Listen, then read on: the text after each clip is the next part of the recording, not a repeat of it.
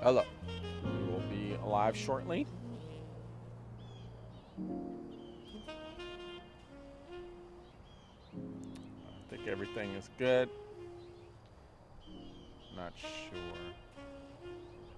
The levels.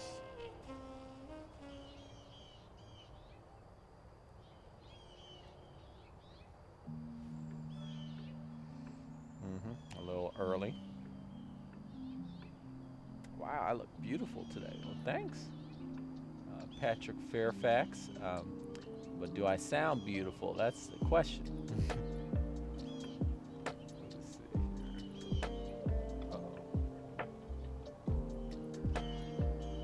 Oh yeah. And hello, Yimmy No. Hello, Mr. Henry Kin. Yes, let me know if the audio is good. I have to put on this mosquito repellent because I live here in a humid ass area. Mosquitoes want to be very aggressive. You might even see me get my coat, my jacket, because this might get a little chilly.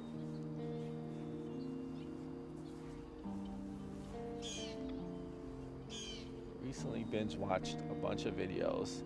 First live check, good stuff. Okay, cool.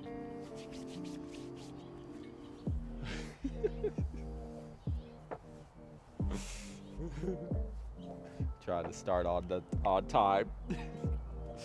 I think this is the first time I'm actually starting on time. I almost didn't do it because I had some more technical. I was trying to get this camera to work, but I'm like, you know what? It's just not gonna happen. I got this old camcorder. I'm trying to be cheap. This is not moisturizer. This is bug spray. But this old antiquated camcorder just cannot interface with this live streaming software because it's just too old. So I'll just settle with this webcam. Hello, Lionel Daniel. Okay, seems like my audio is decent enough. Okay, we are ready to roll.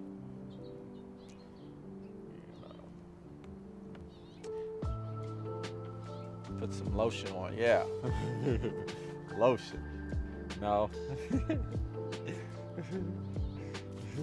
You'll probably see me apply several layers of that. Are you in a constant state of pondering? Aren't we all? Well, I guess not. I guess some people aren't. You know. Yeah.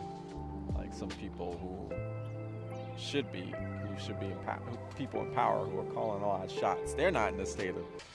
A lot of the people in my country who are in power aren't in a constant state of pondering, which is, you know, that's a problem. And you know, I think that's kind of in line with what we're going to be talking about today. Let me just look up my notes on my phone here. Let's see here. Blah blah. Yeah, okay. I didn't put much. Okay. Yes, welcome to the live stream. This is the Black Ponderer. My name is Neil Trotter, and welcome to those online or, you know, people who are going to watch later. It's all good. Today, what we're going to be talking about is the application of philosophy. That's our topic, and we're going to talk about, you know, sometimes philosophy can get, you know, a little too theoretical sometimes, I think, or a little too abstract, too in the clouds, and not that that's not important. It's important to get theoretical and talk about some, you know, cerebral like things within philosophy that are more in the mind. But at a certain point, I think we do need to bring it back down to like planet Earth and like apply what we're talking about to like our real world living conditions. Yeah, I guess that's what we gotta talk about today. And then even when you apply the mosquito stuff. Oh, okay, yeah. So yeah, where do I start with this? Oh yeah, well first of all, yeah, I just want to say that the live streams are a thing I started doing because I'm trying to up my game in the philosophy field. I'm trying to like graduate from philosophy hobbyist and enthusiast into like just amateur philosopher. Like actually, like okay, I'm gonna call myself a philosopher, but to that end, I can't just like talk at you. I gotta talk with you. It's got to be like a conversational thing. I think good philosophy is a conversation. So I think that's why I'm trying to, you know, practice my philosophical dialogue with other people and bounce off discussions and see, if people feel so inclined to do that with me. I do that online here, and also I'm starting to do that in real life, in person as well. And to that end, I want to say, like, we do have a topic, but I'm not. It's fine if you want to veer off on a tangent, talk about something else. I'm cool with that. I'm not going to be tripping or like, oh no, you need to stay on topic. We need to stick to the topic. No, we can just go somewhere else. That's fine too. Really, it's just the topic I'm bringing about to like just start a discussion. But I feel like this is kind of an important one because a few things have happened recently. I guess maybe just throughout the years too, where it's like, okay, man, this is something I would like to discuss. And of course, if you want to have any questions or comments, like just talk in the chat is cool, no problem. And let me know if the audio levels are good. If they're bad, just let me know. But okay, so yeah, it's funny. I've been doing these videos with the philosopher Hegel. Been releasing a few of those, and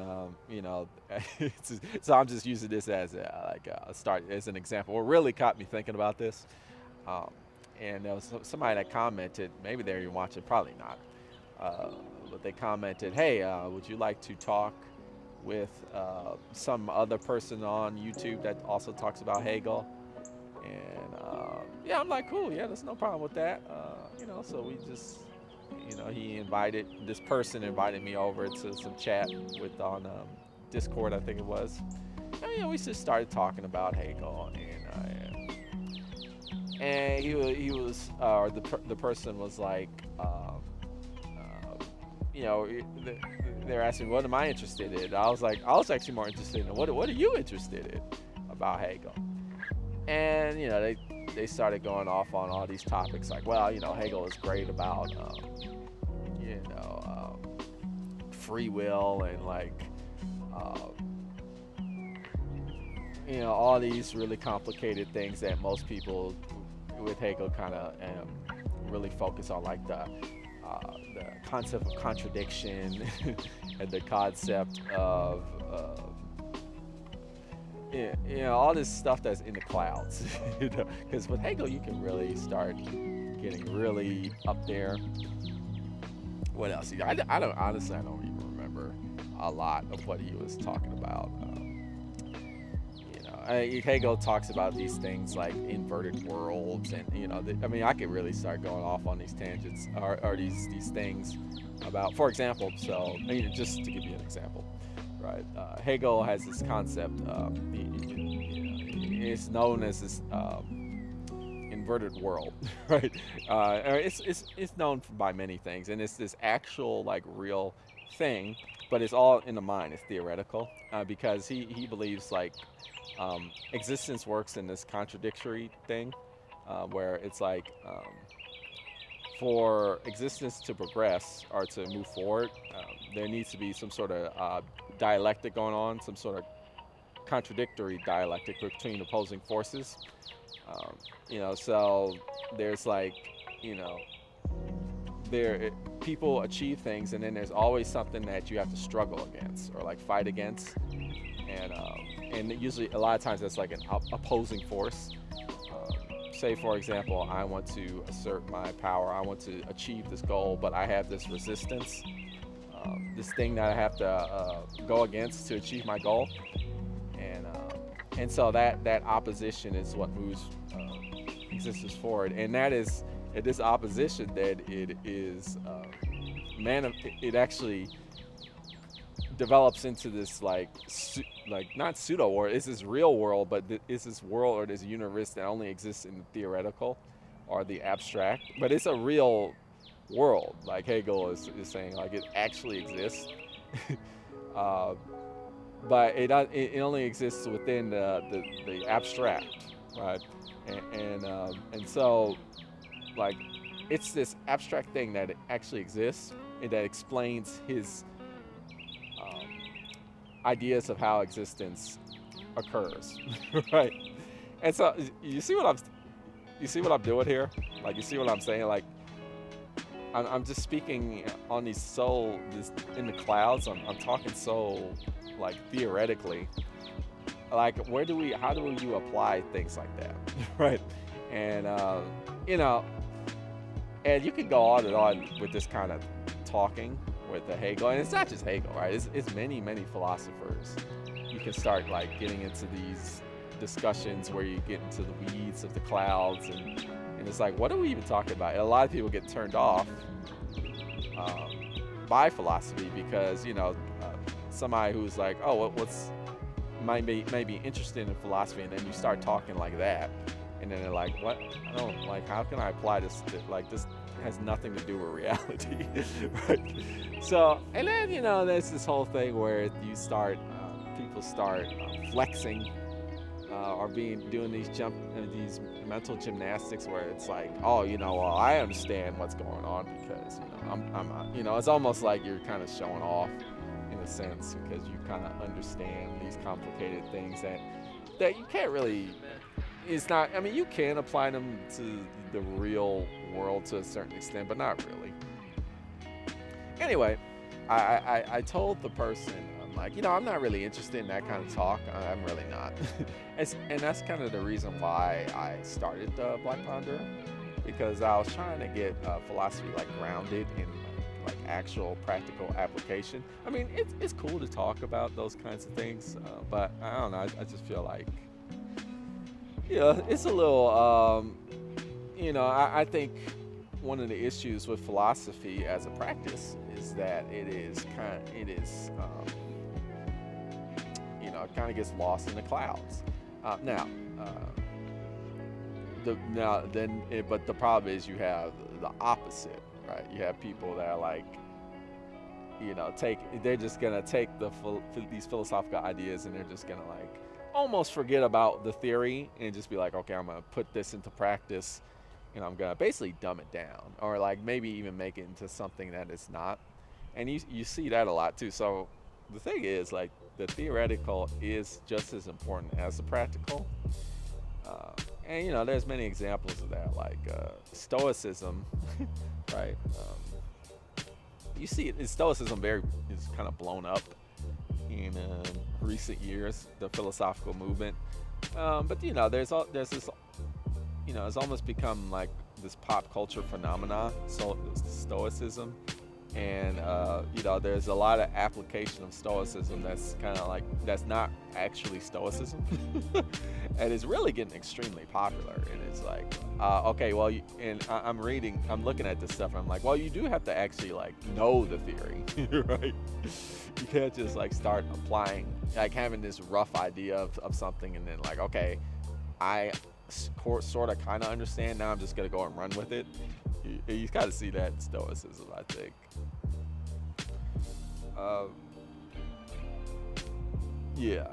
So that discussion got me thinking with the Hegel, and so eventually I told this person, like, hey, one of the topics he brought up was, I'm interested in freedom. I'm like, yeah, that's good. Freedom is important. Like, freedom is something like that is important to the current day and age, because we're not, a lot of our freedom is still not here yet, right? The oppression, discrimination is still something that exists, and it's really hurting us. It's really like hindering our progression. And but the problem is, you start talking about like oppression and discrimination and that kind of stuff, And then people start getting turned off because they start thinking like, oh, you're venturing into like social political stuff, and I just want to talk about philosophy. Like and then there's this whole school of thought about how, oh, you can't mix politics with philosophy, and you don't want to mix sociology with philosophy. Philosophy is like clean and pure, and you're not supposed to mix that kind of stuff with philosophy. But but see, the problem is when you start thinking like that, you start when you apply philosophy with that kind of mindset, you're in the clouds. It's like you're existing in this abstract world that has no true application, right? Uh, so I think there's this pushback in the industry of philosophy, or the enterprise of philosophy. Not in all places. A lot of areas in philosophy, and schools, philosophical schools, and organizations. They're trying to like apply philosophy to real world applications in a progressive way that's constructive. And I try to do that, but I think a lot of those people get shunned or pushed back, or like a lot of people don't want to be involved with them because there's this idea of like, well, we need to separate philosophy from that. And I don't really align with that. And I remember the guy was telling me, the person I was talking to about Hegel. He was saying like, oh, Hegel is we use, Hegel is very useful to hone the mind, to like make them develop the mind to think about complicated things.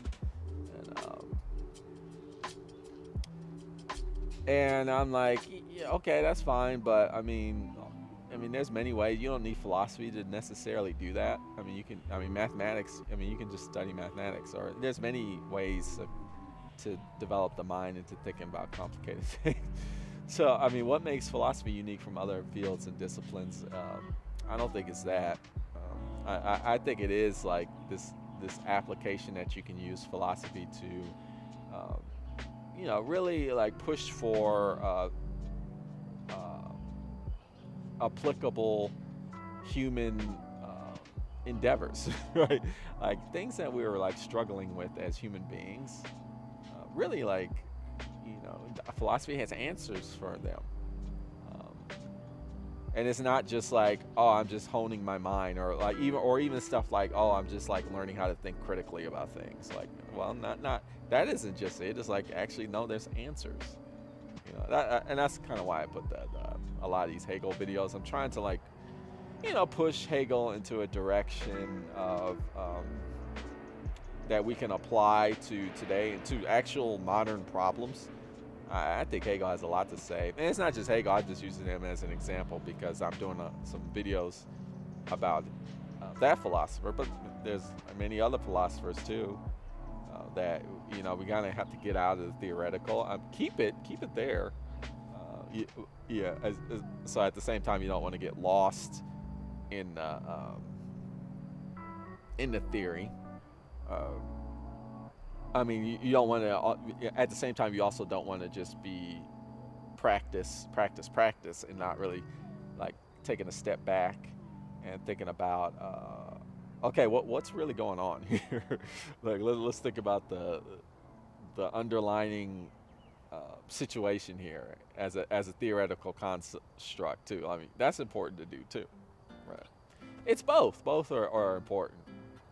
But yeah, I just was kind of thinking these things. Feel free if anybody has any thoughts, want to comment or questions. I don't want to dominate the discussion, but I can keep talking. No problem. Let me see what else I wanted to say here.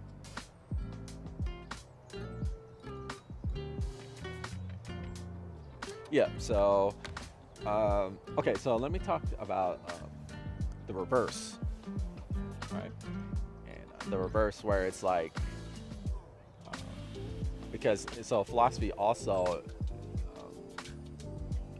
focuses on theory, but practice as well, both theory and practice. I think and I think philosophy is great because it gives it provides a way to balance both of these things, whereas a lot of disciplines out there is much harder to do. But I think like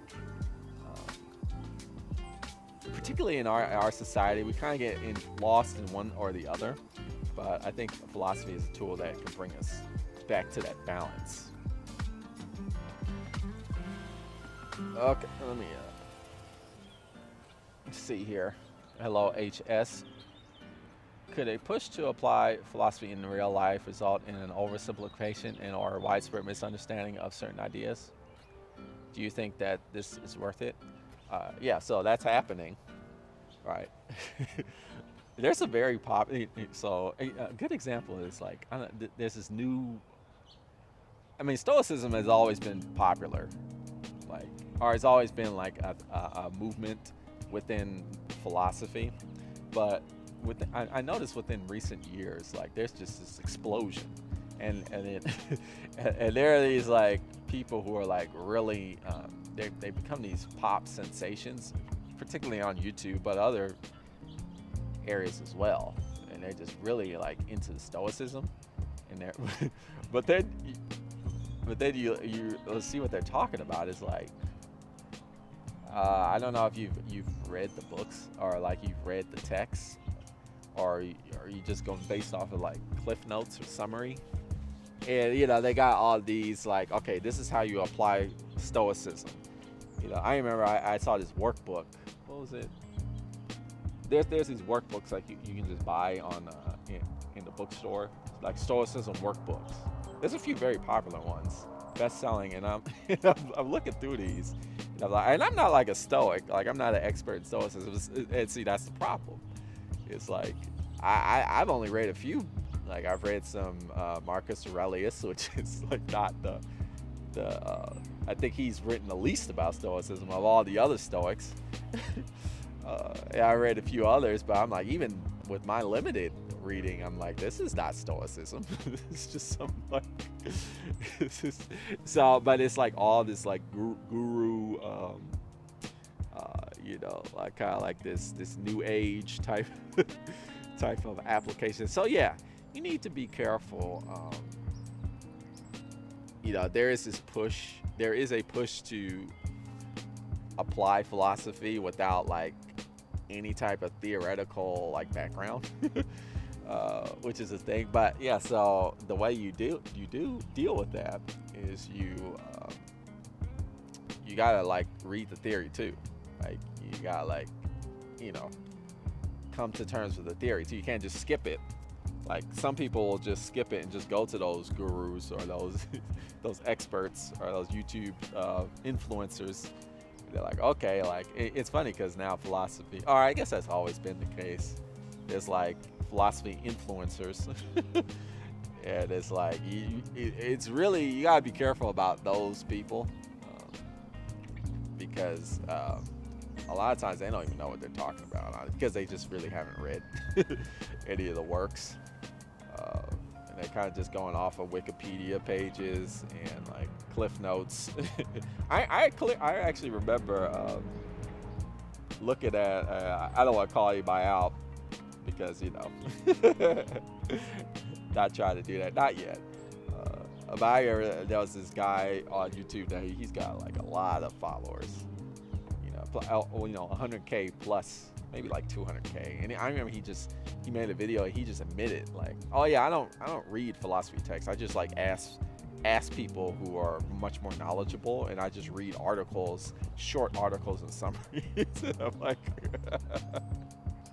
and that's how I know a lot about philosophy. That's how I know so much about philosophy, because it would be so hard to actually read the book. So I just I read the summaries and the articles, and I'm like, uh-oh, that's a red flag right there.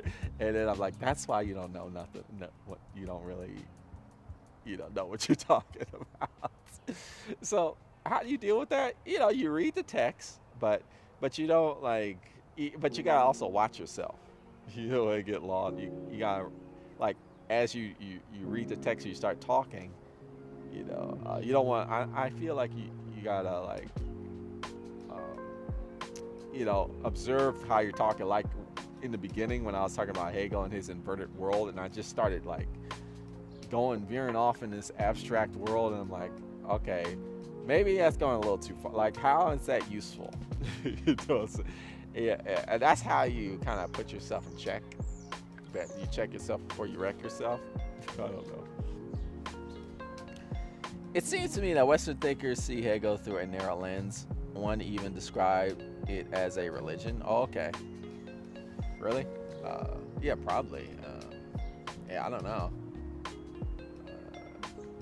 Trying to think. I mean, first of all, Western. I mean, do Eastern thinkers, are they different? I don't know.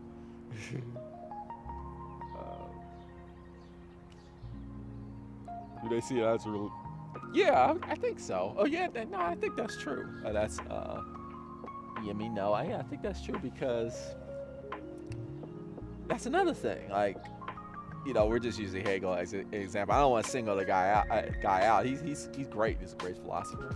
But some of the things he says is just flat out wrong, and also just like kind of dumb. I mean, we all make I say dumb stuff all the time myself, right? But I think there's I was talking to some people, some Hegelians, and I'm like, wow, you accept like 100% of what this guy is saying, Hegel. Like 100%. You just take what he says hook, line, and sinker. Like not everything he's saying is correct. So that's the other thing, right? So I agree. The religion thing. Yes, I've also seen TikTok videos with dramatic music and samurai imagery. It's a shame because being a cold-hearted person is all that young people, particularly men, appear to have taken from Stoicism. Isn't that sad? Right? Yeah, the cold-heartedness. Yeah, and that's kind of funny because the Webster's dictionary. If you look Stoicism up in the dictionary, that it's like lack of emotion, like which is like, okay, that's not the philosophy of stuff. That's just the definition of the English word stoicism. But so I don't know if they're just like taking the word in the dictionary and just rolling with that. I don't know. So I see that part of it, but I also see kind of like stoicism getting combined with like hustle culture. Like the being very productivity, like that whole thing. Like I'm a, those people on in the internet. I'm a productivity guru. It's all about being productive. That's about. I see it now. That's my microphone. Let me see if I can get that out of there. Frame just a little bit. Okay.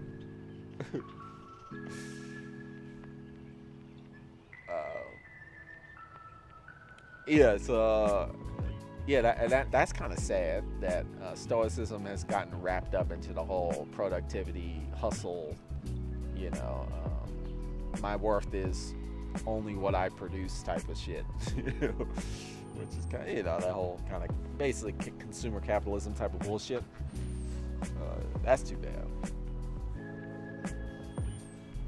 Can't do that.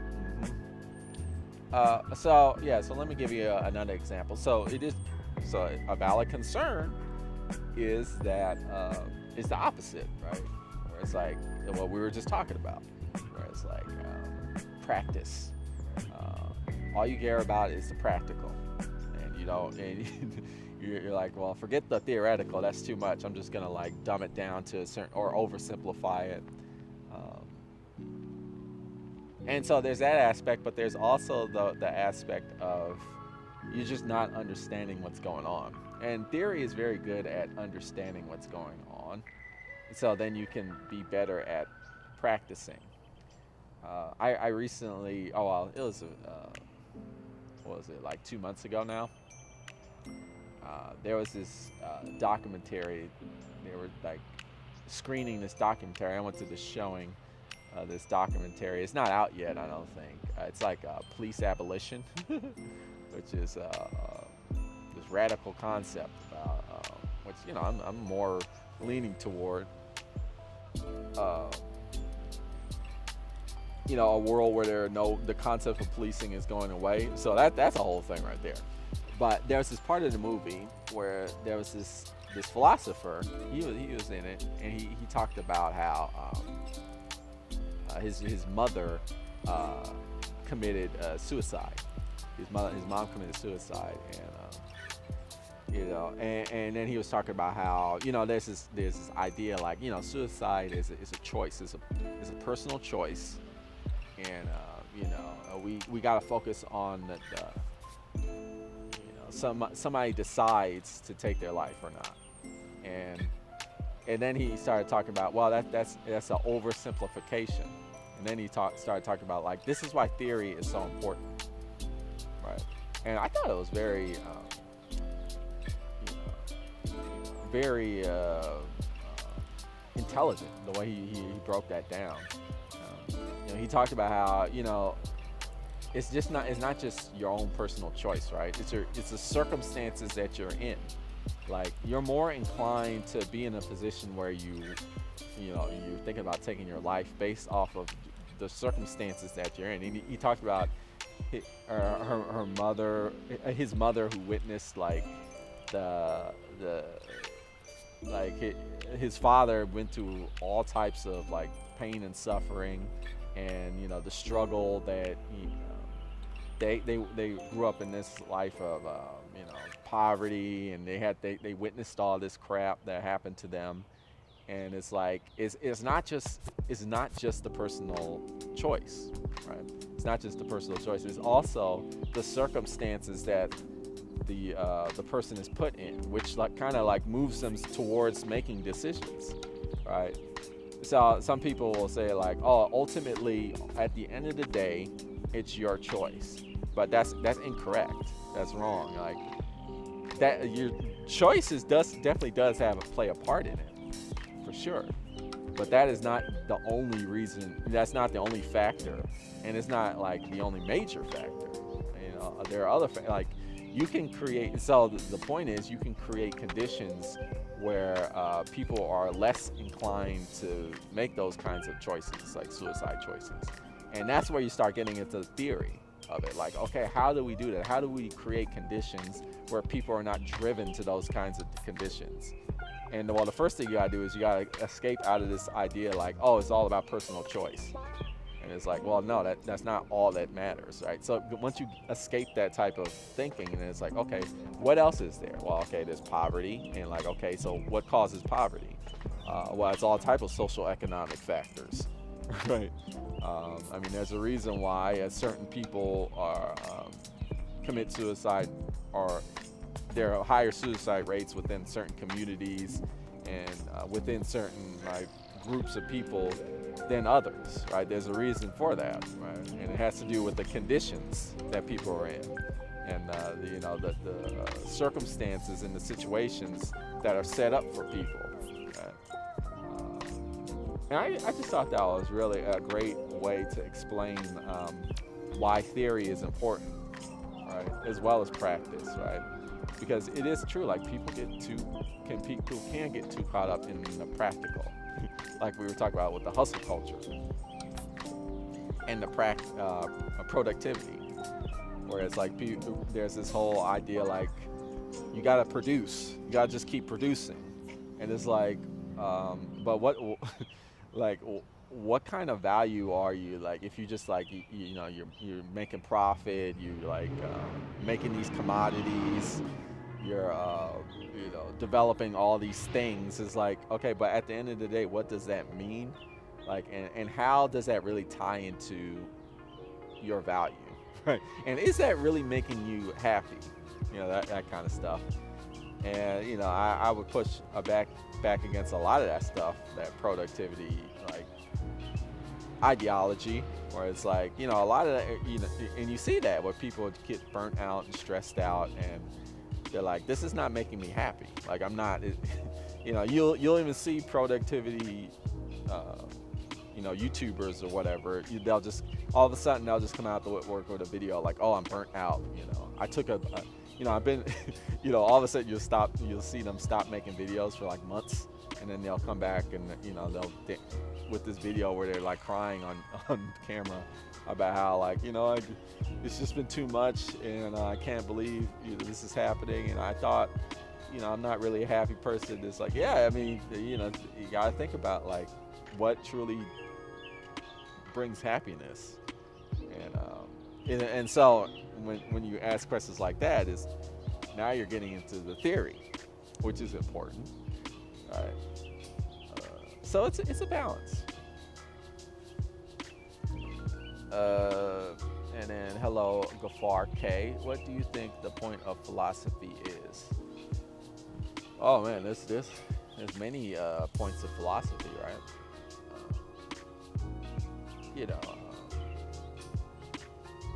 I think philosophy is a tool, right? It's a tool that you can use for many things, right? Philosophy can make your life better.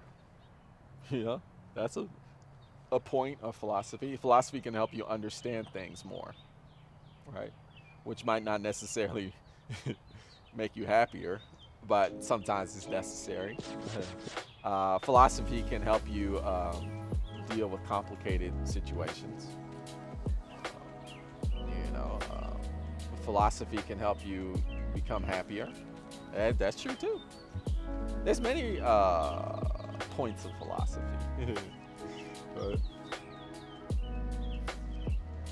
So yeah. So I just wanted to come on and talk about that. About I think there's a balancing act of theory versus application. I think people, and I've heard it from several people that I know, where it's just like, I don't like philosophy because it's just like, I see people debating about whether or not a chair exists. It's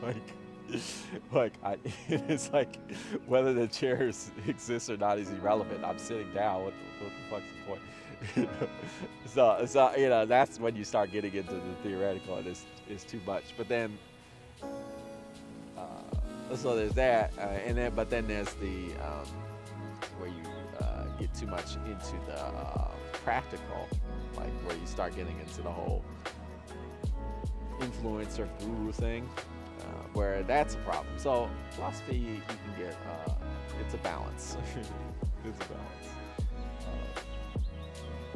I think we can do well remembering that. I'm thinking about other examples I could say. I just don't want to like throw shade at people.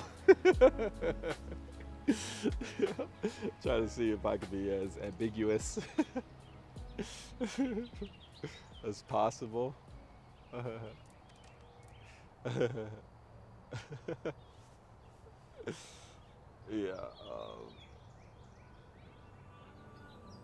I'll just say it. I like this. I've subscribed to this YouTube channel. You may or may not know it. I think it's called, I could check. It's called like Overthink Philosophy, I think. Let me see if I can look right quick. It's a great channel. It's a great channel. Let's see. It's like Overthink Philosophy or Overthinking something. And it's got some philosophers on it. It's pretty cool. But one time they had a series, like a series of videos about like non-monogamous relationships, like polyamory, which is that's interesting, right? Like, I was like, oh, that's interesting. I would check that out. Oh, I'm shaking my camera. But man, I checked that out, and I'm like, woo, this is a little too far into the clouds, man. Like they were like really, it was very jargon heavy and very like to the point of like, wow, you really have to be like a graduate student in university to get to kind of understand what the hell these people are talking about, which is, and I guess I don't want to be like a person that like talks down to that. That's good, I mean, I read that kind of stuff, but I'm like, man, it would be nice if you kind of brought that down to planet Earth. I think my next video I would like to do that, bring that down to like the idea of monogamous relationships and how that's like not the only kind of relationship you can have, and the value of polyamory, or like and just not get so theoretical about it. So I was like, I was a little disappointed in those videos, but I'm not saying they're not good. I mean, if that's something you're interested in, check it out. It's like Overthink Podcast or Overthink Philosophy or something like that.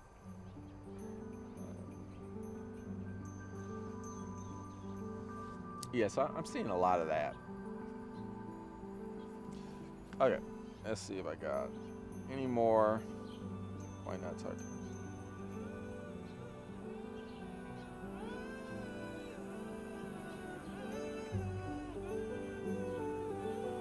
Yeah, so that's basically what I had to say about that topic.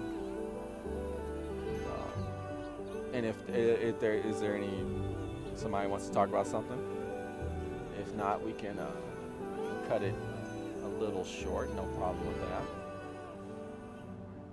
Let's see here. Oh, hello, Jace Herbert. Opinion on the role of mathematics and philosophy, or vice versa. Well, there's the branch philosophy of mathematics. Yeah, that's an entire branch of philosophy. Yeah, I'm trying to think about that. Yeah, mathematics definitely has a role in philosophy for sure. Because there's many philosophical questions. I get asked this question often on my YouTube channel.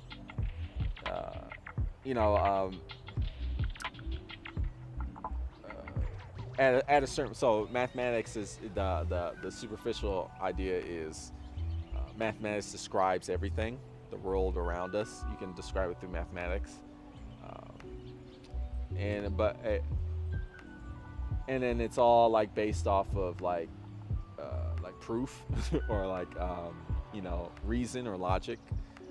But at a certain point, when you get up a certain level of mathematics, you have these things called axioms, right? Where it's just you have to assume that these things are true.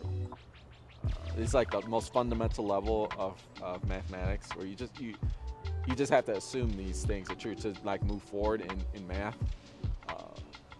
So some people ask me, well, how do you know these axioms are true? And if that's the case, then is mathematics true? If you're just making this assumption, which it is true. Like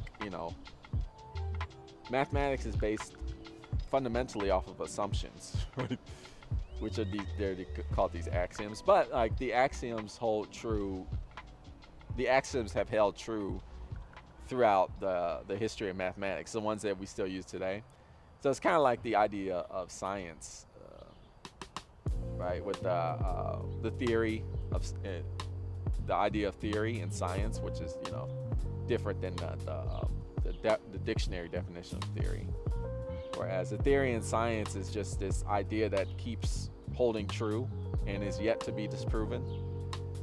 It might not necessarily be proven, but there is yet to be a disproof, like the theory of evolution, where we still haven't there's no definitive proof that evolution exists, but there's so much data backing up evolution that we just the scientific community just okay, this is we're gonna base off of our science based off of this, because we have so much data that is you know, reaffirming this idea. And the same thing with the mathematic axioms. It's like, well, until we are disproven otherwise, we're just gonna keep rolling with this, which is totally, that's fine with me. So that's a philosophical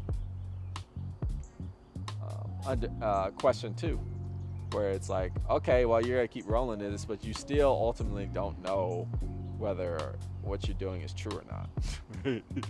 So is it true? But some people will argue, well, yeah, basically it's true because we've got so much data backing it up, where it's virtually true. But then there are other people that are like, well, no, actually, it's not true. So ultimately, we're dealing with these concepts that we don't know whether they're true or not. And then you go to somebody like David Hume, where he talks about how that's why human beings don't know anything. They don't truly know anything. Like, knowledge is unobtainable. As my neighbors are partying, I don't know if you can hear. You might be able to hear it. My neighbors. This is Saturday night. They're having the backyard parties. And then there's all types of other philosophical questions in math. So this is the branch of philosophy of mathematics, which is a whole field. So that's the thing in philosophy.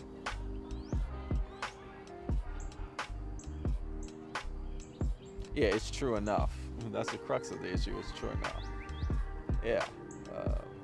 And I kind of roll with that. I think that's fine. Where it's like, look, I mean, there's limits to everything, right? You can only know so much, like, but at the same time, I'm not really aligned with Hume, where Hume is like, we don't know a damn thing. Well, I don't know about that. I think if something proves to be true,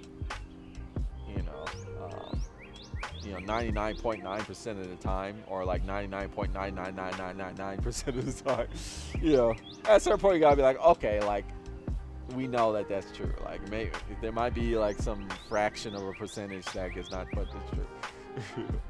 I'm more of that way, but I am kind of like with Hume, where he's like, yeah, I mean, technically we don't really know, and again, like, that's a good example of being too theoretical about it, being too in the clouds, where it's like, well, we really don't know.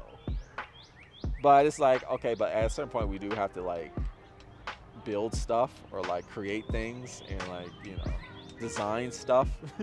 And so we got to use what we have, right? And math is a great tool, so let's just we'll roll with that. Right? That's a good example of it, because somebody who's like all about the theory will be like, no, we need to stop using math altogether and just question everything. Sometimes you do have to do that, but oftentimes you don't. And then another interesting thing about mathematics is that you can make up a lot of mathematics, and then you can like create theories that don't actually describe the real world. That actually happens a lot in the world of physics, the theoretical physics, where people are, like multi-dimensions. What they call it, higher dimensions that is more than like the 3 dimensions of space that we know of in time, and then there's all these other dimensions. The argument is, well, there's no way of us actually being able to prove that these higher dimensions exist. But there's all types of mathematics that demonstrate, like, oh, actually, like, mathematically, we can make these things exist. Like, I can show you all the math that makes this work. But just because you can, like, mathematically show something exists doesn't actually mean that it truly exists. So that's another thing in philosophy when it comes to mathematics that you got to be careful about. Like, somebody will give you this mathematical proof, like, haha, I've shown you this. Now, mathematically, this is a thing, but that doesn't necessarily describe what's actually happening. So it's interesting.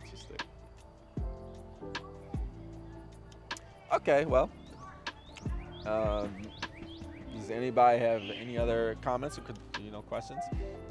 If not, I was gonna say I'll end it short. Not really. I mean, it's like 50 minutes, which is quite a long time.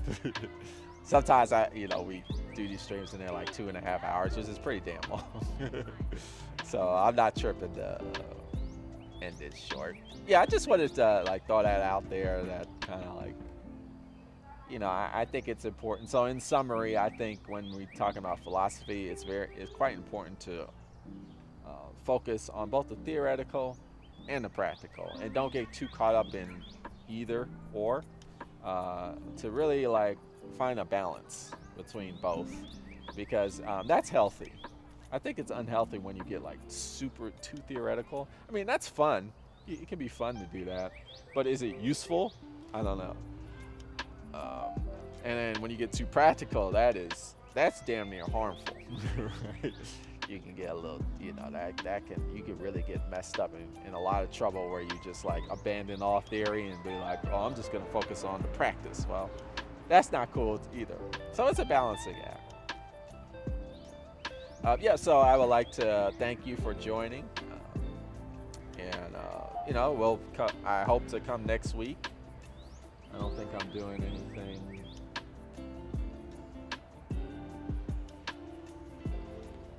I'm trying to think, am I doing anything special? I don't think so. So I should be good next week. Should be good. So I'll see you next week. But thanks for tuning in, and if you're joining in later, the recording after, feel free to comment. Okay, bye-bye.